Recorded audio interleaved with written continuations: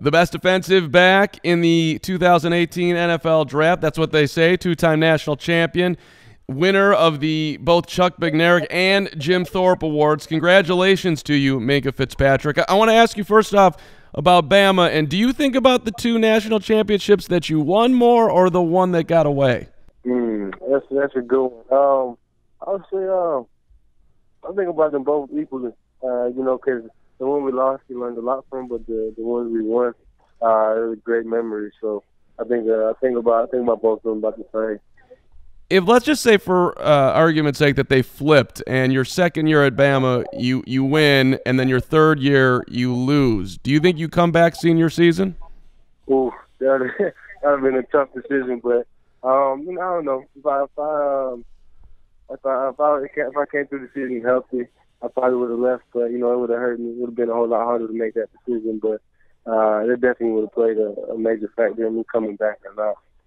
Fair enough. So when Nick Saban says, "Hey, Jalen, we're making a change at quarterback," and you guys are, looking up at a big score, are you thinking, Nick, what are you doing, or were you with your coach at that point? You don't, you can be honest at this point. Coach knows what he's doing. Everybody knows that he's not going to do nothing without good reasoning, without good explanation. So, as soon as he made the decision, we were all on board. There's not really much that we can say to him. So, once he made the decision, that was it. And, he did a good job of making that decision. So, we were all on board with him. That's your guy, right? You and Nick are tight? Yeah, I guess we could say that. So it's you and Nick in the film room, and both of you love football, and after that you love football, and the next thing you guys love football.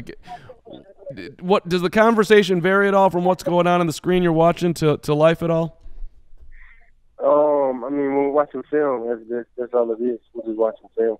It's kind of hard to get off that topic, but when we're in there, we're talking about that. Off the field, it's a little bit different conversation, different focus, because we both have lives outside of that. So yeah, when we're on the field, we're talking about different things, just regular things about life, whatever it may be. And when we're in the film room and on the field, we talk about ball and football. So. Would you say that perhaps you understand the game better than Nick? Like if you took a young Nick Saban compared to where you're at in your life, maybe you have the game down better. So in essence, eventually you're going to pass Nick Saban with knowing more about the game. Let's see where I'm going here. Yeah. I don't know if I can say that yet. Okay, let's go back to high school and hurricanes. You're a New Jersey guy. Hurricane Sandy, the tragedy of that happens. Your dad had just lost his job, and you're losing everything: your house, all your clothes. I guess the only thing you grabbed when the flood happened was your playbook. Your parents sacrificed so much so you could be able to go to a private school and continue on your path. Is that sort of where your drive comes from, Minkah? Because everybody says that you are of singular focus just to be the best football player you can be. Yeah, I would say that. I would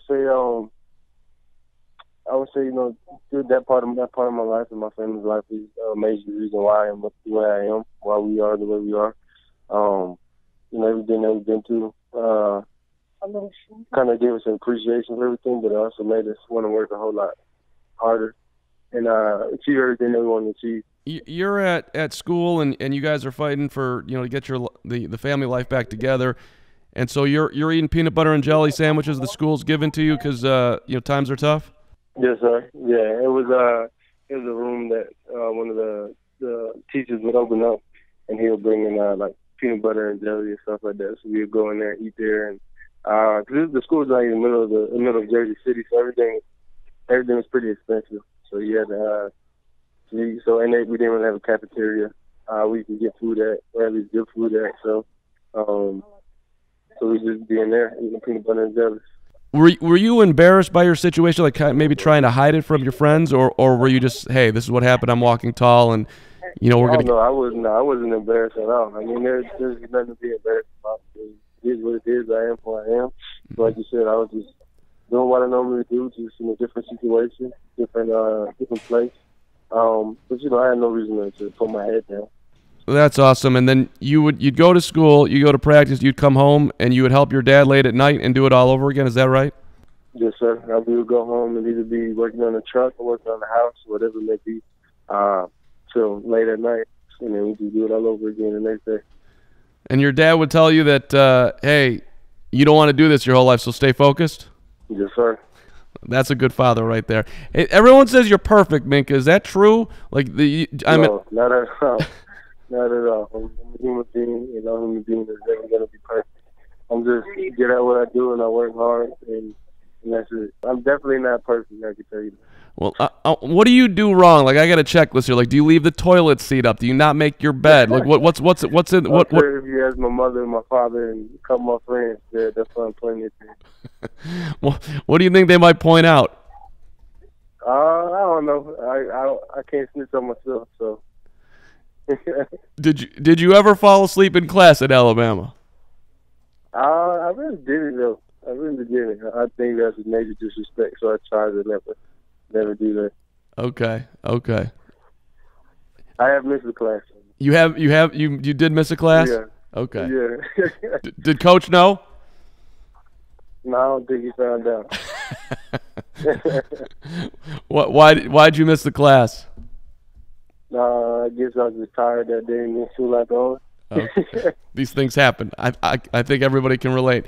And is the only thing you do for fun is play video games, little Grand Theft Auto? Like, what else is, like, if you're... I do more than that. I like hanging with my friends and my family, just relaxing. Because, we're busy. Everybody in the situation is real busy.